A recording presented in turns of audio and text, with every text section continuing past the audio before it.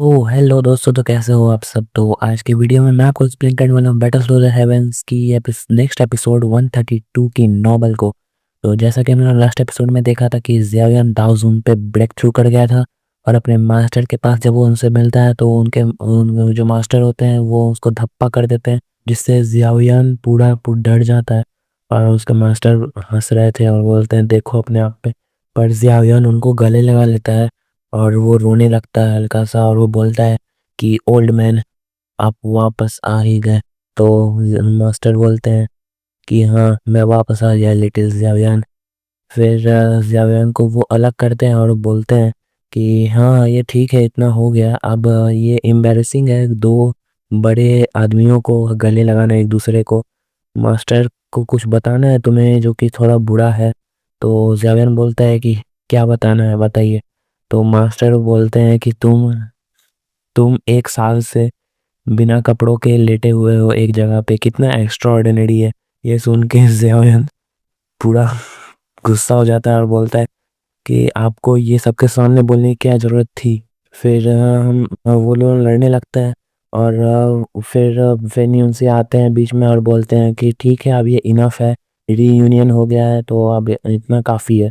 तो फिर वेन्यू से थोड़ा सीरियस मूड में जाते हैं और बोलते हैं कि हालांकि याओचैन थोड़ा सेव हो चुका है पर वो परफेक्ट स्टेट में नहीं है। तो जियाओयान बोलता है इसका इससे आपका क्या मतलब है। तो फेन याओचैन बोलते हैं कि बस थोड़ा एक माइनर इशू है, मेरा सोल डैमेज हो गया है बहुत ज़्यादा, बस इतना ही है। जियाओयान के पास पहले से ही थ्री फ्लेम को मिलाने के एक पिल में कंबाइन करने के लिए पावर है, तो वो मेरे लिए बॉडी रिफाइन कर देगा। तो वो दोनों बहुत गुस्सा हो जाते हैं और बोलते हैं कि ये कैसे पॉसिबल है और उसको पूरे डांटते हैं मास्टर को। और फिर मास्टर मन में सोचते हैं कि हाँ ये थोड़ा मुश्किल तो है, ये माइनर इशू नहीं है। हालांकि अगर मेरा वो बॉडी वापस भी आ जाए तो मेरा सोल बहुत ज़्यादा डैमेज हो गया है और वो जो मेरा सोल है वो रोकेगा मोबिलिटीज़ को बढ़ने से। तो ज़ियाओयान बोलता है कि क्या फेन्यूसी से कि क्या आपके पास कोई तरीका है लॉस्ट सोल पीस को वापस लाने का। तो फेन्यूसी बोलते हैं हाँ एक तरीका है। जब तुम एक साल से लेटे हुए थे, जब एक साल से तुम गायब थे, तब मैंने इसके ऊपर सर्च किया और मुझे एक एंशिएंट बुक मिला है जहाँ पे दो ट्रेजर के बारे में बताया गया है जो कि इनिशियल सोल को वापस ला सकता है। और वो है बेबी सोल फ्रूट और हेवनली मक। और वो बोलते हैं कि हमें बस उन्हीं का ज़रूरत होगा और ज़्यावेन मतलब याओचन बच जाएंगे। पर हॉनेस्टली बताऊं तो मैंने आज तक उन्हें नहीं देखा है, मुझे लगता है कि वो बहुत ज़्यादा रेयर है जिनकी वजह से हमें थोड़ा पाने में उन्हें मुश्किल होगा। तो याओचन पीछे से बोलते हैं ये कैसे करने की कोई ज़रूरत नहीं है, तो दोनों उस पर चिल्लाते हैं, बोलते हैं शट अप, चुप रहो तुम। ज़्यावेन बोलता है कि हाँ ये अगर रेयर हो भी सकता है, बहुत सारे अपसाइड डाउन भी हैं, पर मैं मास्टर के लिए ज़रूर करूँगा। तो फिर फेन्यून से बोलते हैं गुड, तुम्हारे पास कमिटमेंट है और डिटरमाइंड हो तुम।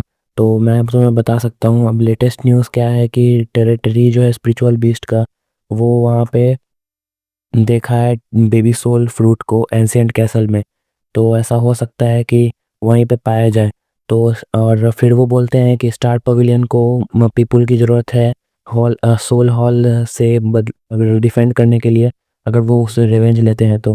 और मिडिल ऑफ क्राइसिस में तुम जग गए हो, तो ये एक फेट है बच्चे, तो ग्रेट डेस्टिनी तुम्हारा इंतजार कर रही है, चलो कुछ बड़ा हासिल करते हैं।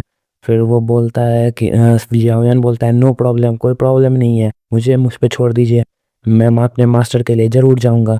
तो मास्टर थोड़ा मतलब हैप्पी हो जाते हैं और बोलते हैं कि मुझे ऐसा मास्टर होने पे गर्व है।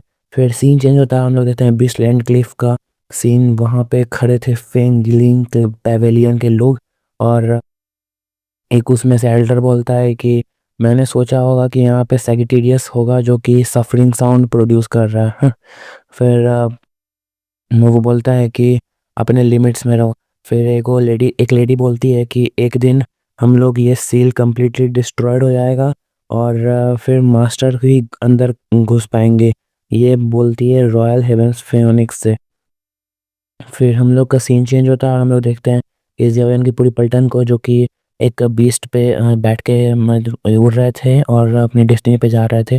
और फिर ज़ियावेन पूछता है कि सिस्टर कांगलिन, क्या आप मुझे और भी बता सकते हो रैंकिंग के फैमिलीज़ जो बीस्टलैंड में कितनी रैंकिंग है फैमिलीज़ की, आप उसके बारे में बता सकते हो?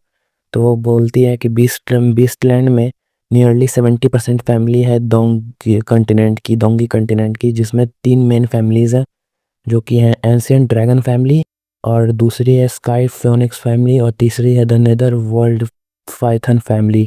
और वो ये भी बोलती है कि उसमें से भी द ग्रेट फैमिली जो है वो नेदर वर्ल्ड पाइथन फैमिली है, और उसके ग्रेट नंबर और ब्रांचेस की वजह से वो फैमिली बहुत ज़्यादा स्ट्रक्चर्ड बनती है। और कॉन्ट्रास्ट में स्काई फिनिक्स फैमिली में बहुत ज़्यादा कंट्रोल है ब्रांचेस पे। और मुझे कोई आइडिया नहीं है कि एंशिएंट ड्रैगन फैमिली के पास कोई ब्रांचेस है या नहीं। फिर जियान उठती है और बोलती है द स्काई, और बोलती है कि स्काई फिनिक्स फैमिली जो है वो उतना स्ट्रॉन्ग नहीं है जितना तुम सोचती हो। ये ट्रू ये है कि ancient sky Phoenix family disappear हो गया था इस दुनिया से, और एंशिएंट ड्रैगन के पास कभी कोई ब्रांच है, बहुत सारे ब्रांच है, और तुम थोड़ी एरोगेंट हो, तुम्हें पता है। तो फिर गाना सुन के काइलिन गुस्सा हो जाती है और उसके ऊपर चिल्लाने लगती है। पर फिर बोलती है जियान, और बोलती है कि मैं तो बस ट्रू बोल रही हूँ कि तुम थोड़ी क्वाइट लिमिटेड हो और तुम्हारा नॉलेज बहुत कम है। तो ये सुन के कांगलिन बहुत ज़्यादा गुस्सा हो जाती है, बोलती है तुम लड़की।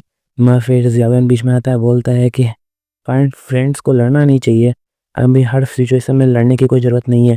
तो जियान बोलती है वही मुसनी ने पहले शुरू किया है।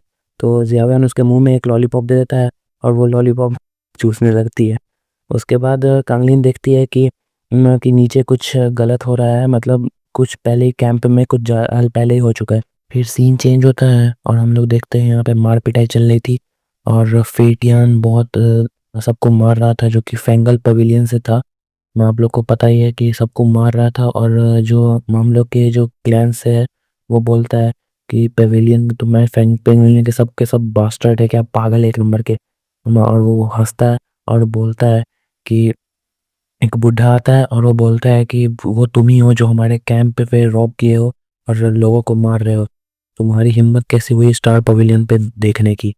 मैं तब फिर मैं वो बोलता है कि तुम लोग तो एक नंबर के लूज़र हो, अगर तुम्हें कुछ नहीं आता है तो अब दूर ही रहा करो, स्टूपिड डॉग्स। और वो सुन के वो बूढ़ा बहुत ज़्यादा गुस्सा हो जाता है, और फिर हम लोग देखते हैं ऊपर से एक फैमिली फ्लेम का पंच आता है, और जिसकी वजह से जो फेथियन होता है वो बहुत ज़्यादा इंजोर्ड हो जाता है। और इसी के साथ हम लोग का आज का नॉर्मल एक्सप्रेशन खत्म होता है। यहाँ पर आप लोग अच्छा लगा होगा, नेक्स्ट पार्ट जल्दी आ जाएगा, तब तक के लिए take care, see you soon.